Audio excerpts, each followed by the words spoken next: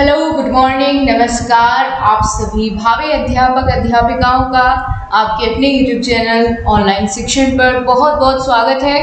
दोस्तों, आज की क्लास बेहद महत्वपूर्ण होने वाली है। जैसा कि आप सभी जानते हैं, पिछली 2 क्लासेस में हमने बहुत सारे इम्पोर्टेंट टॉपिक्स को डिस्कस किया था और आज की क्लास में हम उन टॉपिक्स से बनने वाले जितने भी प्रीवियस ईयर क्वेश्चंस हैं उनको डिस्कस करेंगे। यानी जो 2 क्लासेस पिछली हमने ली है उसमें से कैसे कैसे क्वेश्चंस पूछे गए हैं आपके प्रीवियस पेपर्स में, चाहे वो किसी भी स्टेट का टेट हो, UP TET, C TET, Haryana TET, Chhattisgarh TET और राजस्थान का या उत्तराखंड का। तो जिस भी स्टेट के टेट में उस चैप्टर से कोई भी क्वेश्चन बना है तो वो सभी प्रश्न हम इस वीडियो में डिस्कस करेंगे।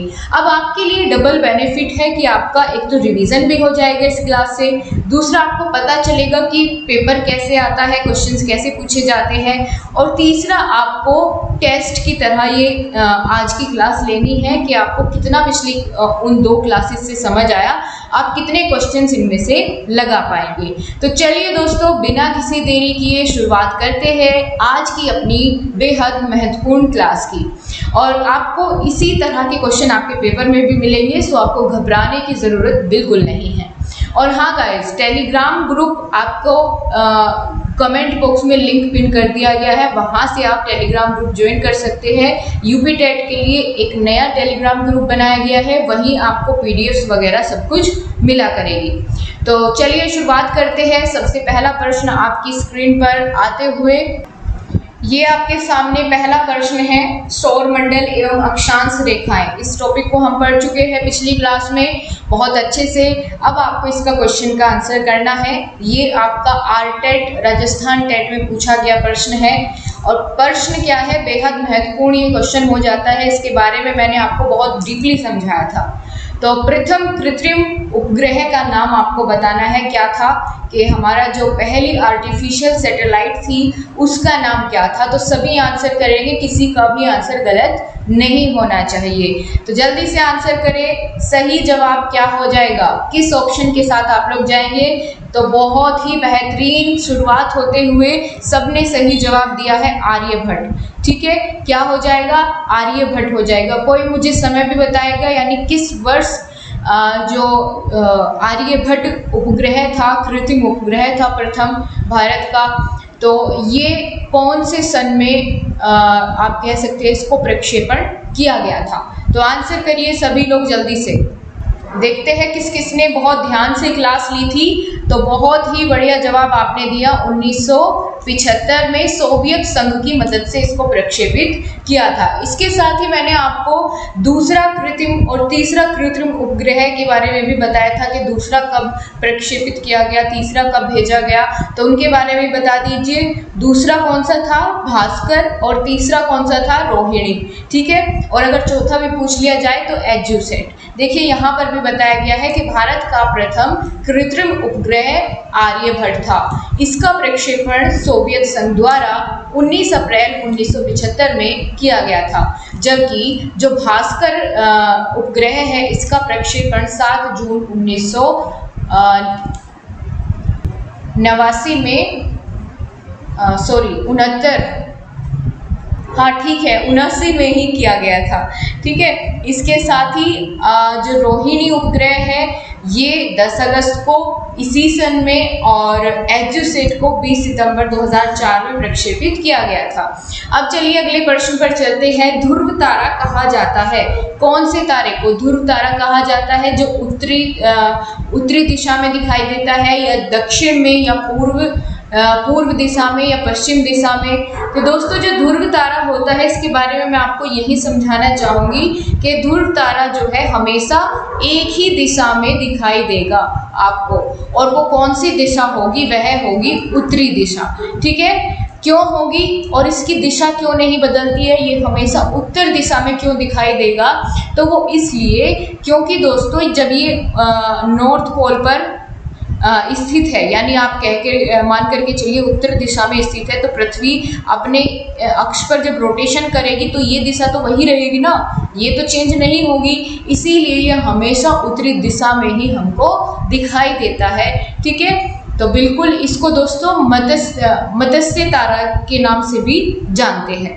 ध्रुव तारा उत्तरी तारे को भी कहते हैं, इसका नाम उत्तरी तारा भी है क्योंकि हमेशा ये उत्तरी दिशा में या उत्तरी ध्रुव पर दिखाई देता है। इसके बारे में और जानेंगे। जो तारा हमेशा उत्तर दिशा में चमकता रहता है तथा उत्तरी ध्रुव के ठीक ऊपर स्थित होने के कारण एक ही दिशा में हमेशा दिखाई पड़ता है, उसे ध्रुव तारा कहते हैं। यह ध्रुव मत्स्य तारा समूह का एक भाग है, अतः उत्तरी तारे को ध्रुव तारा भी कहा जाता है। तो ये इसके बारे में पूरी जानकारी होगी, यूपी टेट 2017 में पूछा गया प्रश्न है। आगे चलते हैं, अगला क्वेश्चन बेहद बेहतरीन आपके सामने आते हुए, ये भी यूपी टेट का प्रश्न है। इसके बारे में भी हमने बात की थी कल ही की क्लास में। तो बताइए मकर रेखा के बारे में मैंने आपको कल क्या क्या बताया था, वो सारी चीज़ें आप लोग एक्सप्लेन कर देंगे तो मज़ा आ जाएगा। बहुत बढ़िया। तो इनमें से कितने डिग्री अक्षांश पर मकर रेखा स्थित है, बताइए क्या सही होगा। 23.5 डिग्री या 23.5 डिग्री नॉर्थ, 23.5 डिग्री साउथ या फिर 23 डिग्री साउथ, बताइए क्या होगा सही जवाब। तो गाइस बहुत सही आपने आंसर किया, ऑप्शन नंबर सी, मकर रेखा 23.5 डिग्री दक्षिणी अक्षांश पर स्थित है। और 23.5 डिग्री उत्तरी अक्षांश अगर कहा जाए वहाँ क्या स्थित है, वहाँ आपकी कर्क रेखा स्थित है। और विषुवत रेखा के बारे में बताओ वो कहाँ स्थित है, देखते हैं कौन सबसे पहले आंसर करेगा। विषुवत रेखा कितने डिग्री अक्षांश पर स्थित है, ये भी आप लोग जल्दी से बताइए, या भूमध्य रेखा भी हम विषुवत रेखा को कहते हैं। ठीक है, बहुत सही जवाब। तो ये बिल्कुल आपको क्लियर हो गया, 23.5 डिग्री दक्षिणी अक्षांश पर स्थित है। कौन सी रेखा, मकर रेखा। ठीक है, दक्षिण में 23.5 डिग्री अक्षांश पर स्थित रेखा को मकर रेखा कहते हैं, सही जवाब है। और मकर रेखा के लंबवत सूर्य कब होता है, तो 22 दिसंबर को मकर रेखा के लंबवत होता है सूर्य, इसीलिए इस दिन को मकर संक्रांति भी कहते हैं। और ये दक्षिणी गोलार्ध का सबसे बड़ा दिन होता है और उत्तरी गोलार्ध का सबसे छोटा दिन इसको कहा जाता है। ठीक है, आगे चलते हैं। टाइटन किस ग्रह का प्राकृतिक नाम है, कौन से ग्रह को टाइटन के नाम से भी जाना जाता है, ये एडिशनल है आपका और ये भी यूपी टेट में पूछा गया प्रश्न है। तो कल जहां आपने नोट्स बनाए थे उसमें जब हमने शनि ग्रह के बारे में जाना था तो वहां पर आप क्या करेंगे, टाइटन के बारे में भी लिख लेंगे। और हालांकि मैंने इसके बारे में आपको बताया भी था कि शनि का सबसे बड़ा उपग्रह होता है टाइटन, है ना, तो वही आपसे पूछा गया है कि टाइटन किस ग्रह का प्राकृतिक उपग्रह है, तो शनि का प्राकृतिक उपग्रह है टाइटन। सबसे बड़ा शनि का प्राकृतिक उपग्रह कौन सा है, टाइटन है। तो ये तो बताया भी था मैंने आपको, और एक बार फिर से आप अपने नोट्स को देख लीजिएगा, अगर नहीं भी बताया है तो वहाँ पर आप इसको ऐड कर लेना। ठीक है, बहुत अच्छा। चलिए इसके बारे में देखते हैं, यहाँ क्या कहा गया है कि सौर मंडल में शनि आकार में दूसरा सबसे बड़ा ग्रह है जिसके 62 उपग्रह है और टाइटन शनि का सबसे बड़ा उपग्रह होता है। आपसे सबसे बड़ा उपग्रह, ये इस तरह का क्वेश्चन ज़्यादातर पूछ लिया जाता है। ठीक है, बुध और शुक्र का अपना कोई उपग्रह नहीं होता है। वरुण की अगर बात करें तो इसके 13 उपग्रह है, इनमें टिट्रोन व मेरिड प्रमुख है। टिट्रोन व मेरिड प्रमुख उपग्रह है वरुण के। अब आगे चलेंगे। अब यहाँ से आपसे क्वेश्चन जो पूछा गया है, क्वेश्चन नहीं, यहाँ पर कुछ नोट करके बताया गया है आपको, जो कि मैं कल की क्लास में आपको डिस्कस कर चुकी हूँ। तो ये अब यहाँ पर बताने की ज़रूरत नहीं है क्योंकि इन रेखाओं के बारे में हमने कल बहुत अच्छे से डिस्कस कर लिया था। ठीक है, ये बताइए आप सूर्य के निकटतम ग्रह कौन सा है। तो ट्रिक याद करिए, जो कल की क्लास में आपको ट्रिक बताई गई थी, परसों की क्लास में ग्रहों को सूर्य से बढ़ती दूरी के अनुसार याद रखने के लिए एक ट्रिक बताई थी मैंने आपको। क्या थी वो ट्रिक, कौन बताएगा, क्या ट्रिक थी वो। बहुत बढ़िया, इसमें तो निकटतम पूछा गया है, आप निकटतम और सबसे दूरस्थ ग्रह कौन सा है दोनों बताइए। तो सूर्य के सबसे निकटतम ग्रह कौन सा था गाइस? बुध था। ऑप्शन नंबर डी जिसने बताया बिल्कुल सही है, आपका यूपी टेट में पूछा गया प्रश्न है। अब आप देख सकते हैं कि कितना कॉन्सेप्ट आपको एग्जाम ओरिएंटेड ही पढ़ाया जा रहा है बहुत अच्छे तरीके से। तो सूर्य के सबसे निकटतम ग्रह कौन सा है? बुध सु प्रेम पति सा आवे, ठीक है, यानी बुध। कल वाली क्लास देख लेना, जिसने नहीं देखी है उसमें ट्रिक बताई गई है इनको याद रखने की बहुत बेहतरीन तरीके से। तो बुध सुप्रेम पतिसा आवे, यानी बुध शुक्र और प्रेम से पृथ्वी मंगल और पति से बृहस्पति, सा से शनि और आवे अरुण। वरुण सबसे दूरस्थ स्थित ग्रह है। इसी के साथ आपको बुध ग्रह के बारे में और क्या क्या जानकारी दी गई थी वो भी आप मुझे बताएंगे। एक तो सबसे नज़दीक स्थित है सूर्य के, साथ ही ये सौर मंडल का सबसे छोटा ग्रह है, ठीक है। सबसे छोटा ग्रह कौन सा है? फिलहाल बुध है। पहले प्लूटो हुआ करता था लेकिन उसको ग्रह की श्रेणी से बाहर कर दिया गया। कब किया गया था? कल ही बताया था ये भी मैंने आपको। तो बहुत बढ़िया आपने आंसर किया। बुध क्या है? सौर मंडल का सबसे छोटा ग्रह भी माना जाता है। इसी के साथ आपका नेक्स्ट क्वेश्चन आपकी स्क्रीन पर, ये भी यूपी टेट 2014 में पूछा गया प्रश्न है कि दक्षिणी गोलार्ध का सबसे लंबा दिन किस दिन को कहा जाता है? तो ये भी हमने जाना था गाइस, किसी का भी गलत नहीं होना चाहिए। अगर उसने क्लास ली है तो बिल्कुल सही जवाब यहाँ पर देने वाला है।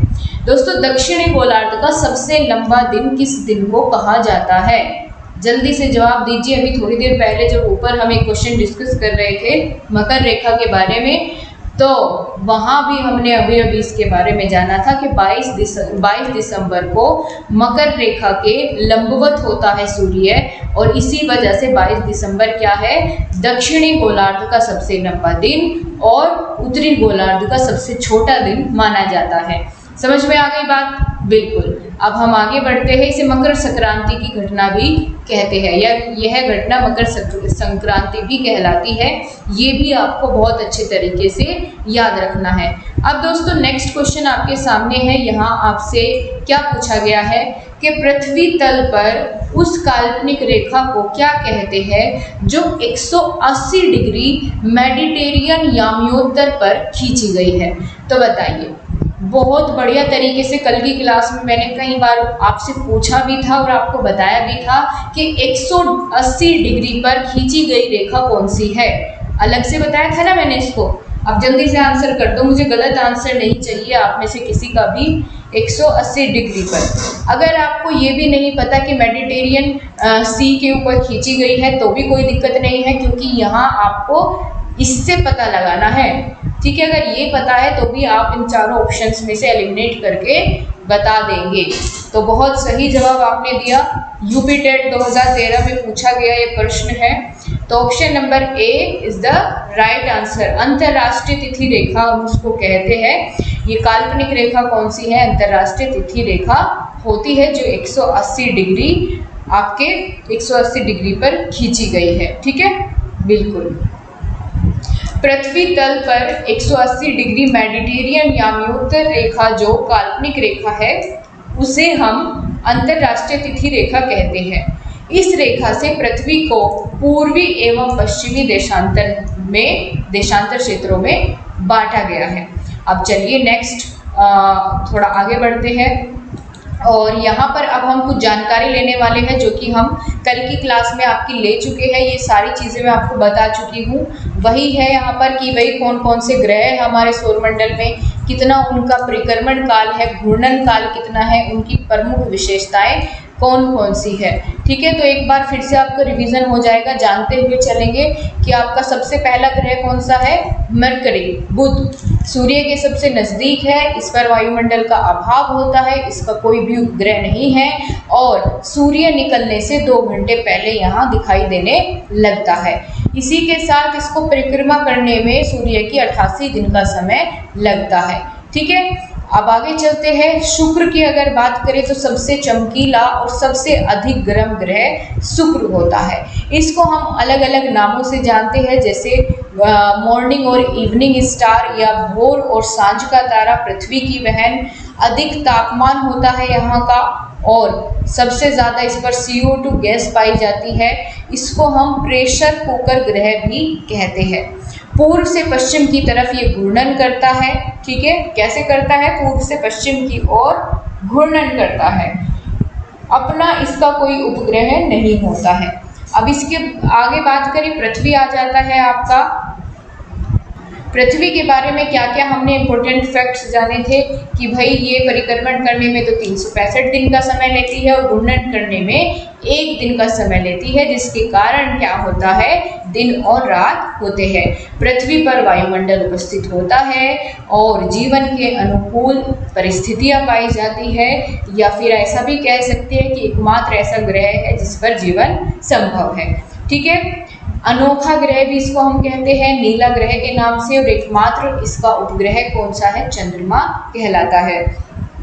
बात करें मंगल ग्रह की, तो मंगल ग्रह भी 1 दिन में इसकी 1 दिन में घूर्णन कर लेता है, और इसी के साथ इसका रंग अगर ये पूछ लिया जाए लाल क्यों होता है, मंगल ग्रह का रंग कैसा होता है, लाल। क्यों होता है लाल, क्योंकि आयरन ऑक्साइड की उपस्थिति के कारण, ठीक है, आयरन ऑक्साइड की उपस्थिति के कारण इसका रंग कैसा हो जाता है, लाल हो जाता है। और इसके बारे में सबसे इम्पोर्टेंट बातें और क्या है, इसके 2 उपग्रह फोबोस और डीमोस बहुत पूछे जाते हैं, ये भी आपको पता होने ही चाहिए, ठीक है। इसके साथ हम बात करेंगे बृहस्पति ग्रह की, तो सौर मंडल का सबसे बड़ा ग्रह कौन सा है गाइस, बृहस्पति है। यहाँ से आपका पक्का क्वेश्चन देखने को मिलेगा। और बृहस्पति जो है ये बाहरीय ग्रहों की श्रेणी में आता है, ठीक है। ये भी तो हमने जाना था कि मंगल तक आंतरिक ग्रह और उसके बाद के सारे बाहरी ग्रह की श्रेणी में आते हैं। और इसी के साथ ही सर्वाधिक उपग्रह भी कौन से ग्रह के हैं, बृहस्पति के हैं। शनि की अगर बात करें तो शनि के चारों तरफ 7 वलय पाए जाते हैं, है ना। और इसी के साथ इसका सबसे बड़ा उपग्रह कौन सा है, टाइटन है, जिससे रिलेटेड अभी ऊपर हमने देखा क्वेश्चन भी पूछा जा चुका है आपके एग्जाम में, है ना।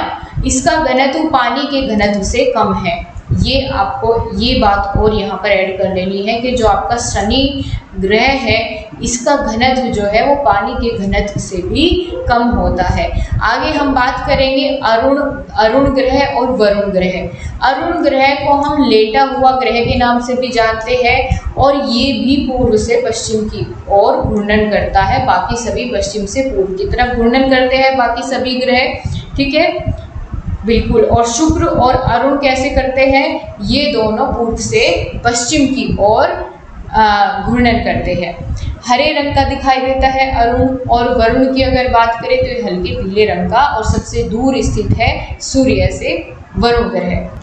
तो ये बातें आपने बहुत बढ़िया तरीके से समझ ली। अब नेक्स्ट क्वेश्चन आपके सामने है कि टूटता तारा जिसको हम उल्का कहते हैं। देखिए क्वेश्चन को इतना ध्यान से पढ़िए कि आपको इससे रिलेटेड सारे फैक्ट्स क्लियर हो जाए, कि अगर आपसे उल्का करके पूछे तो आपको पता होना चाहिए उल्का किसको कहते हैं, टूटते तारे को कहते हैं। अब टूटते तारे की यहाँ पर कौन सी एक विशेषता है, ऑप्शन ए, एक समान गति से चलने वाला तारा, या एक चमकता पिंड जो वायुमंडल के समान गति से चलता है, और सी, एक तारा जिसके सिरे पर पूंछ होती है, या ऑप्शन नंबर डी, उल्काब जो पृथ्वी के वायुमंडल में प्रवेश करते ही आग पकड़ लेते हैं, ठीक है, बिल्कुल। तो क्या होगा इसमें से सही जवाब, आपका सीटेट में पूछा गया प्रश्न है इस चैप्टर से, तो बिल्कुल सही जवाब आपका आते हुए ऑप्शन नंबर डी आपका बिल्कुल सही हो जाएगा। क्यों, अब आप कहेंगे कि भाई जो टूटता हुआ तारा है उसमें पूंछ भी तो दिखाई देती है, तो वो पूंछ नहीं होती है बल्कि वो आग दिखाई देती है, जो कि जब ये टूटता हुआ तारा पृथ्वी के वायुमंडल में प्रवेश कर जाता है तो घर्षण के कारण इसमें आग लग जाती है, ठीक है, जिसकी वजह से हमें वो पीछे ऐसे पूंछ की तरह जलता हुआ दिखाई देता है। समझ में आ गया आपको बहुत अच्छे तरीके से, क्लियर। चलिए अब हम चलते हैं नेक्स्ट क्वेश्चन पर, लेकिन अगले क्वेश्चन का आंसर बताने से पहले आप लोग एक बार लिंक को कॉपी करके और अपने सभी फ्रेंड्स के साथ शेयर करेंगे, ठीक है। चलिए फटाफट से एक बार अपने सभी फ्रेंड्स को क्लास को शेयर कर दीजिए। आपकी संख्या दिन प्रतिदिन कम होती जा रही है, जिसकी वजह से मेरा अब मन भी बहुत कम करने लगा है आपके लिए ज़्यादा से ज़्यादा क्लासेस बनाने का। तो अब आप देख लीजिए आपको कितना ज़्यादा मोटिवेट रखना है, तो आप सभी वीडियो को ज़्यादा से ज़्यादा शेयर और लाइक किया करें। गाइस आपको कुछ नहीं, इसमें इतना समय नहीं लगता है शेयर करने में, मैं इससे बहुत ज़्यादा गुना समय लगाती हूँ आपके लिए वीडियोस बनाने में। चलिए अब हम अपने क्वेश्चन पर आते हैं। आई होप आपने शेयर कर दिया होगा। एक नक्षत्र का रंग निर्भर करता है किस पर? किसी भी नक्षत्र का रंग यानी ग्रह का रंग किस पर निर्भर करता है? ऑप्शन ए सूर्य से दूरी पर, ऑप्शन बी त्रिज्या पर, ऑप्शन सी घनत्व पर, या ऑप्शन सी पृष्ठीय ताप पर। ये उत्तराखंड टेट में पूछा गया प्रश्न है, तो इसका सही जवाब हो जाएगा आपका ऑप्शन नंबर डी। क्यों? इसका रीज़न जानते हैं। चलिए, तो बिल्कुल इसका रीज़न आपके सामने है। किसी तारे या नक्षत्र का, नक्षत्र कहते हैं तारे को, किसी नक्षत्र या तारे का रंग उसके पृष्ठीय ताप पर निर्भर करता है। नीला रंग सर्वाधिक ताप को इंगित करता है, जबकि पीला रंग सबसे कम ताप को इंगित करता है। इसके साथ ही आपसे देखिए बहुत बढ़िया प्रश्न बना है, मध्य प्रदेश टेट में पूछा गया क्वेश्चन है। और क्वेश्चन क्या है कि पृथ्वी का जुड़वा ग्रह किसे कहा जाता है? तो अभी हमने रिवाइज भी कर लिया ऊपर, पृथ्वी की बहन या जुड़वा ग्रह किसको कहते हैं? जल्दी से आंसर कर दीजिए। बृहस्पति, शनि, शुक्र, मंगल। कौन बताएगा सबसे पहले? बहुत अच्छा क्वेश्चन है, आ सकता है आपके पेपर में, रिपीट हो सकता है। बहुत बढ़िया, ऑप्शन नंबर सी शुक्र को। ठीक है, शुक्र को क्या कहा जाता है? पृथ्वी का जुड़वा ग्रह, या और क्या कहते हैं? और क्या कहते हैं? पृथ्वी की जुड़वा बहन। ठीक है, ये भी हम इसको कहते हैं। आगे बात करें, क्यों कहते हैं इसको जुड़वा ग्रह पृथ्वी का? इसका भी रीज़न है। इसे इसलिए जुड़वा कहा जाता है क्योंकि इसका आकार और आकृति लगभग पृथ्वी के ही समान है। यह ग्रह सुबह एवं शाम को आसानी से हम देख सकते हैं, इसलिए इसे भोर एवं शाम का तारा भी कहा जाता है। यह सौर मंडल का दूसरे नंबर का सबसे बड़ा ग्रह है। नहीं, सबसे बड़ा नहीं हम इसको कह सकते, सूर्य से दूरी के अनुसार ये दूसरे नंबर पर आता है, क्योंकि बुध सुप्रेम पति सावे, तो बुध शुक्र, तो सौर मंडल में सूर्य से दूसरे नंबर पर स्थित है, पहले नंबर पर बुध है। इसे पृथ्वी की बहन भी हम कहते हैं। अब आगे चलते हैं, यहाँ पर कुछ इंपॉर्टेंट फैक्ट्स है आपके एग्जाम की दृष्टि से, ये कुछ फैक्ट्स दिए गए हैं, जिनमें पहला क्या है? महाविस्फोट सिद्धांत यानी बिग बैंग थ्योरी किसने दी थी? ये क्वेश्चन बन सकता है आपके एग्जाम में, बहुत ध्यान से आपको इसको याद रखना है और अपने नोट्स में इसको शामिल करना है कि महाविस्फोट सिद्धांत या बिग बैंग थ्योरी किसने दी थी? एड जॉर्ज लेमेंटियर ने ये थ्योरी दी थी। तो बिग बैंग थ्योरी किसने दी थी? लेमेंटियर ने दी थी। ये आप बस इसका एक कोई भी इन तीनों में से एक वर्ड याद रख लेंगे तो आपको पता चल जाएगा, क्योंकि ऑप्शनल है, आपको ऑप्शन देख के ही समझ आ जाए उतना ही आप इसमें याद रखिए, ज़्यादा बड़ा नाम याद रखने की ज़रूरत नहीं है। ठीक है, तो बिग बैंग थ्योरी किसने दी? लेमेंटियर ने दी। ये आप इसका याद रख लेंगे। पृथ्वी की एक मंदाकिनी है। पृथ्वी किस मंदाकिनी में स्थित है? तो हमने बहुत अच्छे तरीके से इसको जाना था कि दुग्ध मेखला या आकाश गंगा भी हम इसको कहते हैं। इस मंदाकिनी में ये स्थित है। इसी के साथ जो बुध, शुक्र, पृथ्वी और मंगल ग्रह है वे किस में आते हैं? आंतरिक ग्रह में। और मंगल के बाद के जो भी ग्रह है वे सभी बाहरी ग्रह में आते हैं। ये भी हमने कल की क्लास में जान लिया था बहुत अच्छे तरीके से। सूर्य के सबसे निकट कौन सा तारा स्थित है बताओ? कल भी मैंने डिस्कस किया था। तो प्रोक्सिमा सेंचुरी सबसे निकट स्थित है। सूर्य के सबसे निकट तारा कौन सा है? निकटवर्ती तारा कौन सा है? तो प्रोक्सिमा सेंचुरी है। सूर्य की उम्र लगभग कितनी है? तो 5 बिलियन वर्ष लगभग सूर्य की उम्र मानी जाती है। कितनी? 5 बिलियन वर्ष। सूर्य का प्रकाश पृथ्वी पर पहुंचने में कितना समय लेता है बताइए? ये यहाँ से एक अच्छा क्वेश्चन आपका बन सकता है। बिल्कुल बहुत ध्यान से आपको सीखना है। जो भी कुछ चीज़ नई आपके सामने आती है उसको आप अपने नोट्स में शामिल ज़रूर करें। तो सूर्य का प्रकाश पृथ्वी पर पहुंचने में लगभग 8 मिनट 20 या 22 सेकंड का समय लगता है। 8 मिनट 20 सेकंड का समय लेता है। सूर्य का सबसे निकटतम ग्रह तो भाई हमने कितनी बार जान लिया है, कौन सा है?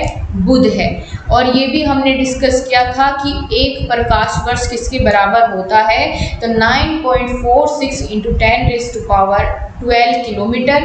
और अगर मीटर में देखना है तो आप क्या बताएंगे, 9.46 इंटू 10⁻15 मीटर। ठीक है, किलोमीटर में पूछे तो आपको 10⁻12 करना है, यही डिफरेंस है बस इन दोनों में। और मीटर में पूछे तो इसकी पावर आपको कितनी रखनी है, 15 रखनी है। आगे देखते हैं, पृथ्वी के निकटतम सबसे चमकीला एवं सबसे गर्म ग्रह कौन सा है, तो ये भी कौन सा हो जाएगा, शुक्र हो जाएगा। सांझ का तारा, भोर का तारा, पृथ्वी की भगिनी यानी बहन, पृथ्वी का जुड़वा और प्रेशर कुकर, इन सभी नामों से किस ग्रह को जाना जाता है, तो शुक्र ग्रह को इन सभी नामों से जाना जाता है। भूलेंगे तो नहीं, बिल्कुल नहीं आपको भूलना है गाइस। आगे बात करें, सौरमंडल का सबसे बड़ा व भारी ग्रह कौन सा है, तो भाई बृहस्पति है। ठीक है, सबसे ज्यादा उपग्रह भी कौन से ग्रह के हैं, बृहस्पति के हैं। मंगल ग्रह को रेड प्लेनेट के नाम से भी जानते हैं, तो इसका लाल रंग किस कारण से होता है, तो अभी अभी हमने थोड़ी ही चंद मिनटों पहले जाना था कि जो मंगल ग्रह है उसका लाल रंग किसके कारण होता है, आयरन ऑक्साइड की उपस्थिति के कारण ही मंगल का रंग कैसा होता है, लाल होता है। मंगल ग्रह के 2 उपग्रह कौन से हैं, तो ये वेरी वेरी इंपॉर्टेंट, आप इसको मान करके चलिए, ये हर जगह पूछे जाने वाला प्रश्न है, एवरग्रीन क्वेश्चन है, कभी पुराना नहीं होता। तो मंगल ग्रह के 2 उपग्रह है कौन कौन से, फोबोस और डीमोस। बहुत अच्छे से याद रख लो, इनको गांठ बांध लो इन प्रश्नों को। ग्रहों के गति संबंधी नियम किसने दिए, तो ग्रहों की गति से संबंधित नियम दिए थे केपलर ने। किसने, केपलर ने दिए थे।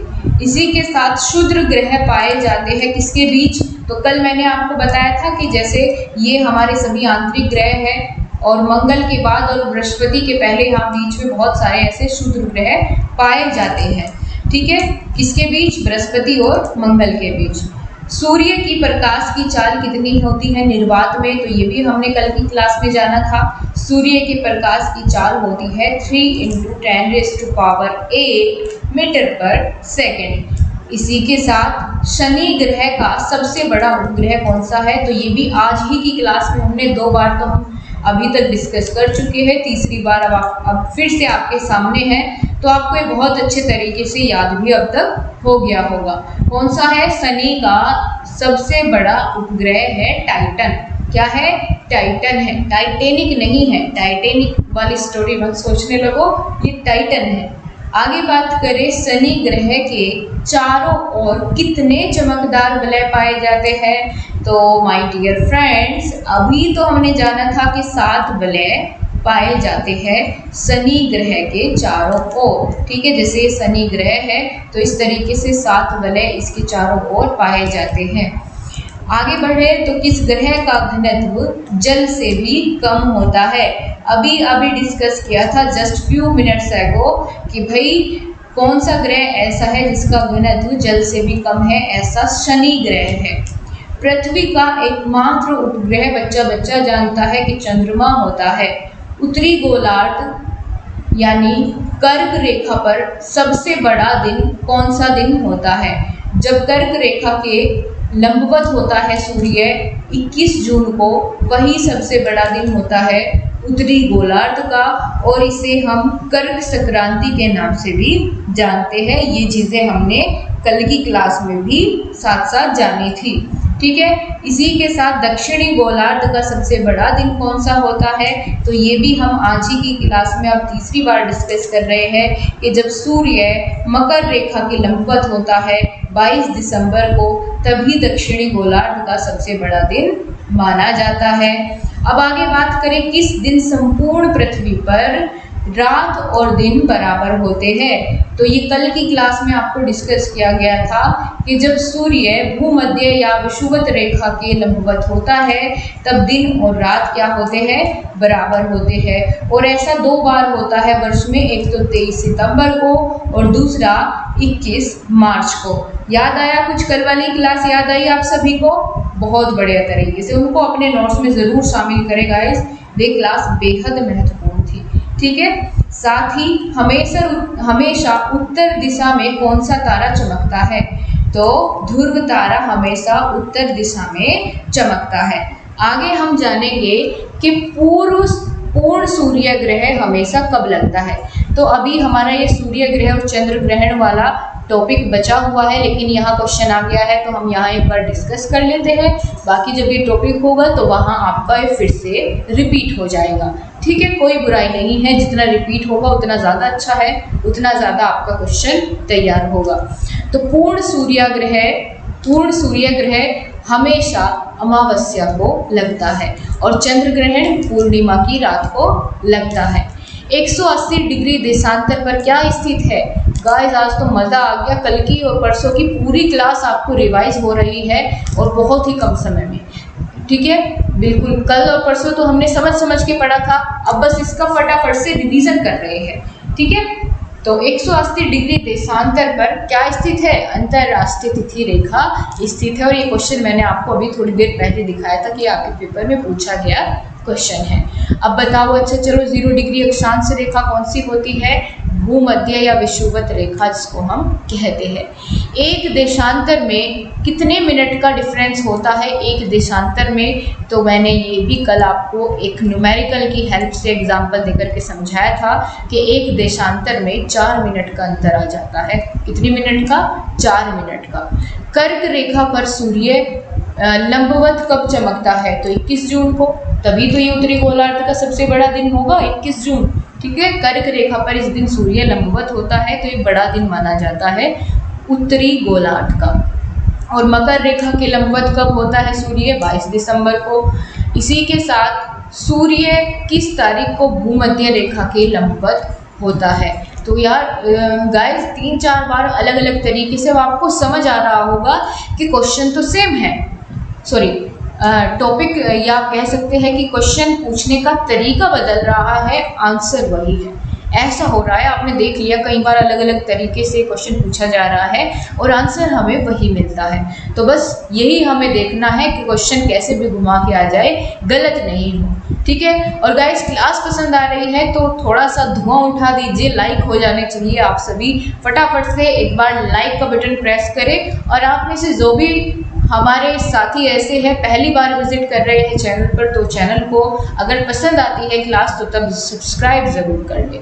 ठीक है, बिल्कुल, ताकि आपकी कोई भी क्लास मिस ना हो, नोटिफिकेशन समय पर आपको मिल जाए। और कई बार ऐसा होता है कि नोटिफिकेशन नहीं मिल पाता है, तो उसके लिए आप टेलीग्राम ग्रुप को भी ज्वाइन करके रखिए, क्योंकि वहाँ पर आपकी हर क्लास आपके साथ इसीलिए शेयर की जाती है कि अगर कोई रह गया है, नोटिफिकेशन नहीं गया है, तो आप वहाँ से देख सकते हैं।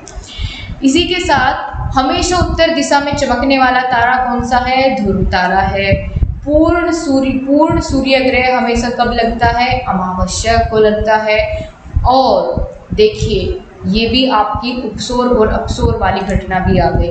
अपसौर यानी सूर्य से पृथ्वी की अधिकतम दूरी की घटना किस दिन होती है, तो 4 जुलाई को सूर्य पृथ्वी से सबसे ज़्यादा दूर या अधिकतम दूरी पर स्थित होता है। और ये दूरी कितनी है कोई मुझे ये भी बता दे, क्योंकि हमने ये भी डिस्कस कर लिया था कि क्वेश्चन बने तो कहीं से भी ना आपको कुछ भी छुड़ने पाए।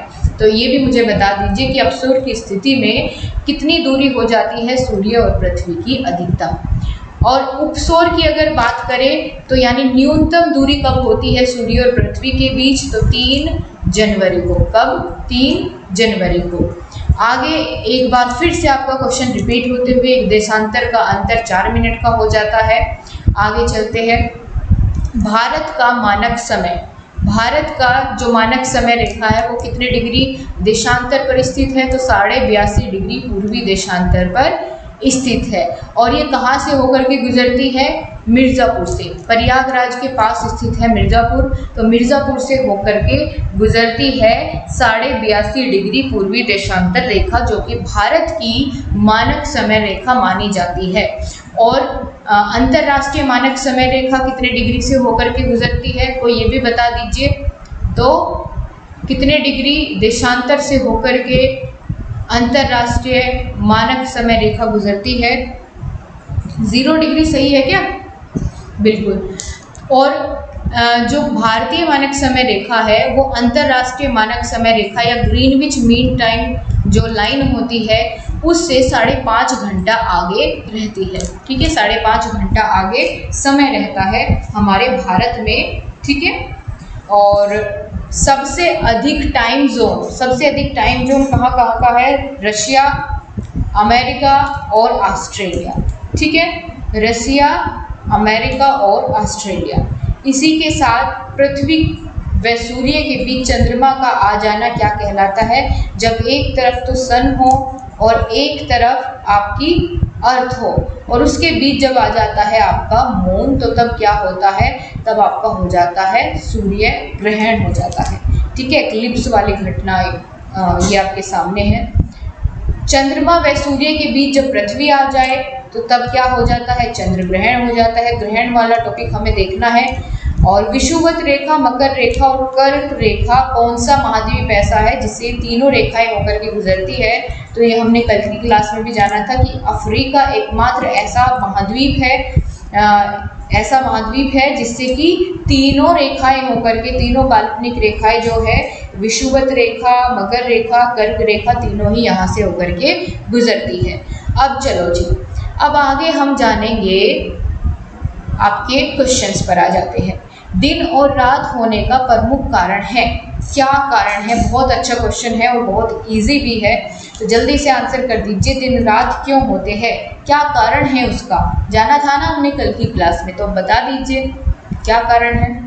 क्योंकि गाइस पृथ्वी अपनी धुरी पर घूमती रहती है, तो यही कारण है कि पृथ्वी अपने ही धुरी पर घूमती रहती है, जिसके परिणाम स्वरूप दिन और रात होते हैं। और जब पृथ्वी सूर्य के चारों ओर घूमती है तो तब उसका परिणाम क्या होता है? ऋतु परिवर्तन का होना। ठीक है, बिल्कुल। और पृथ्वी कितने डिग्री झुकी हुई है? तो 23.5 डिग्री अपने अक्ष पर ये झुकी हुई है और वहीं पर घूर्णन गति करती रहती है, जिसके कारण दिन और रात होते हैं। समझ में आ गया क्वेश्चन बहुत अच्छे तरीके से? आइए अब यहाँ पर ग्रह से संबंधित फिर से कुछ महत्वपूर्ण तथ्य है जो कि हम जान चुके हैं, लेकिन एक बार छोड़ेंगे नहीं, फटाफट से एक बार रिवीजन करेंगे। सूर्य के सबसे नजदीक ग्रह, एक काम करते हैं, इनको मैं हाइड कर देती हूँ, आप इनका आंसर करेंगे। ये लीजिए, हो गया है आपके लिए ये क्वेश्चंस तैयार, क्योंकि हमेशा मैं ही बोलती रहती हूँ और आप लोग कमेंट बॉक्स में बातों में लगे रहते हैं, जो कि बिल्कुल अच्छा नहीं है। आप लोग ध्यान से सुना करिए। अब आपको क्या करना है? इन सब के आंसर करने हैं फटाफट। मैं अब यहाँ पर कोई भी आपको हेल्प नहीं करने वाली इन क्वेश्चंस में। जल्दी जल्दी हर एक क्वेश्चन का आंसर करिए कमेंट बॉक्स में। सूर्य के नज़दीक, सबसे नज़दीक स्थित ग्रह कौन सा है? पृथ्वी के सबसे नज़दीक कौन सा है? सर्वाधिक गर्म ग्रह कौन सा है? सर्वाधिक चमकीला ग्रह बताना है। पृथ्वी का जुड़वा ग्रह, कोई ऑप्शन नहीं मिलेंगे, क्योंकि पिछली क्लासेस में भी हम इनको जान चुके हैं और आज भी ये 2 बार रिपीट हो चुके हैं क्वेश्चंस। तो अब आप ही बताएंगे, प्रेशर कुकर किस ग्रह का नाम रखा गया है? साथ ही सर्वाधिक तीव्र गति से घूर्णन करने वाला ग्रह कौन सा है?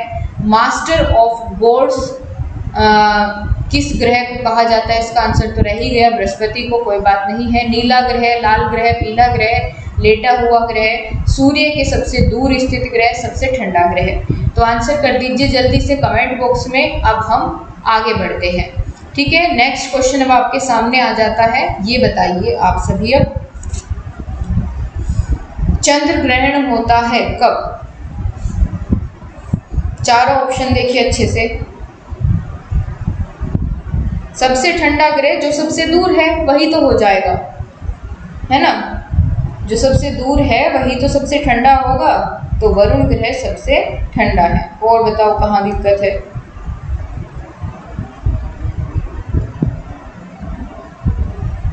सबसे तेज गति से घूर्णन बृहस्पति करता है, ये भी आपका हो गया बृहस्पति।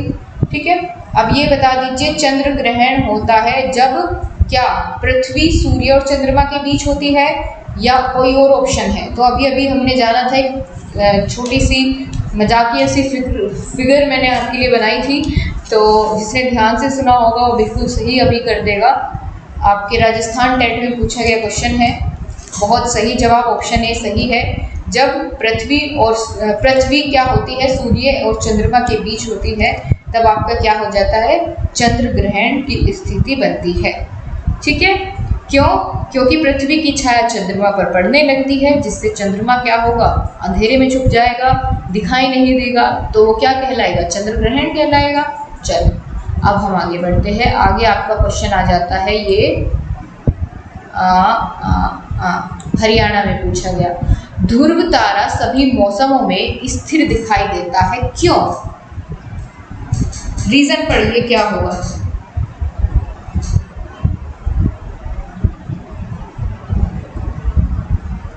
इससे आपको ये भी पता चलेगा कि क्वेश्चन आपका कितने तरीके से एग्जामिनर बदल सकता है, पर आपको घबराना नहीं है, आपके सभी पढ़े हुए ही क्वेश्चंस वहां पर आपको मिलेंगे, बस आपको समझना है कि पूछा क्या है।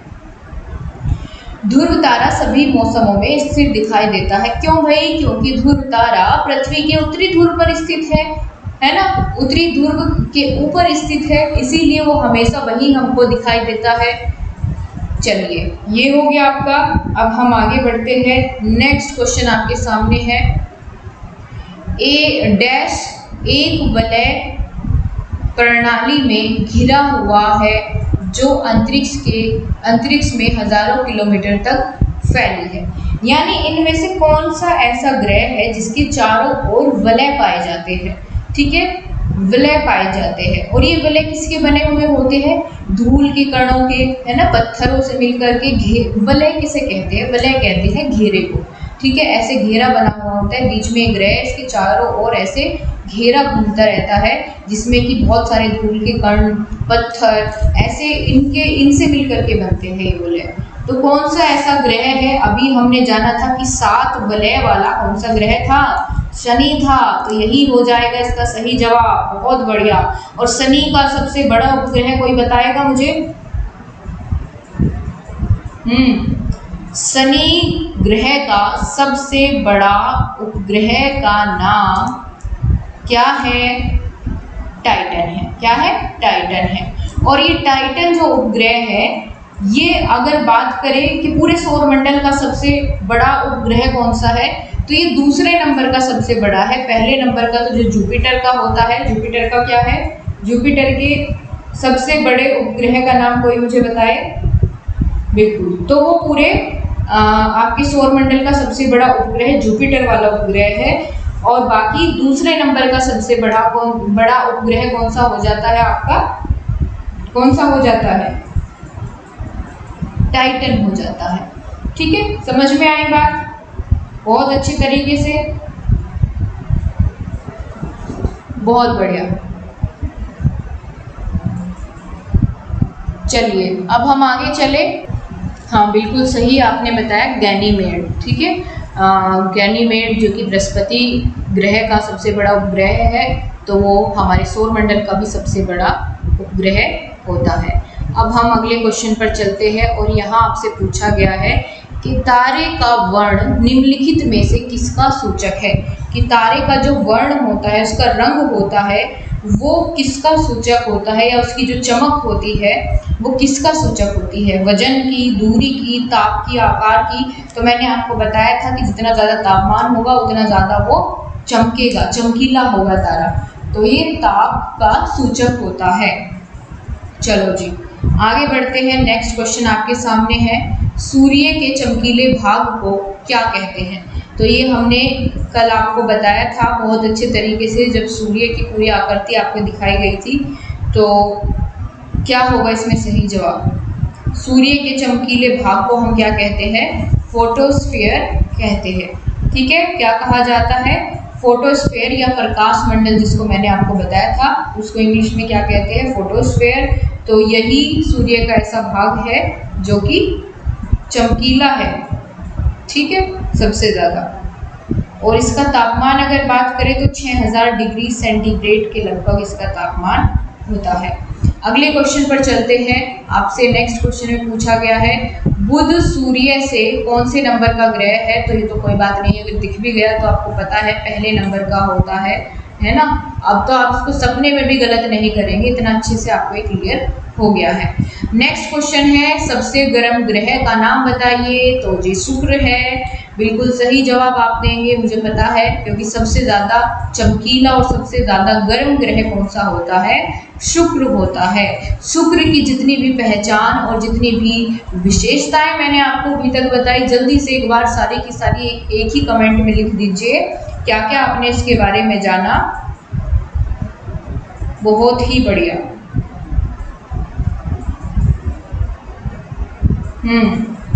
और शुक्र का वायुमंडल कैसा बताया था मैंने? इसमें कार्बन डाइऑक्साइड सबसे ज्यादा मात्रा में पाई जाती है ना। प्रेशर कुकर भी हम इसको कहते हैं इसी वजह से। और पृथ्वी की जुड़वा बहन और साय एवं भोर का तारा, यही है क्या वो? हाँ बिल्कुल, शुक्र के नाम है ये सभी। आगे चलते हैं नेक्स्ट क्वेश्चन पर। आकार के अनुसार शुक्र का हमारे सौरमंडल में कौन सा स्थान है, कौन से नंबर पर आता है आकार की दृष्टि से?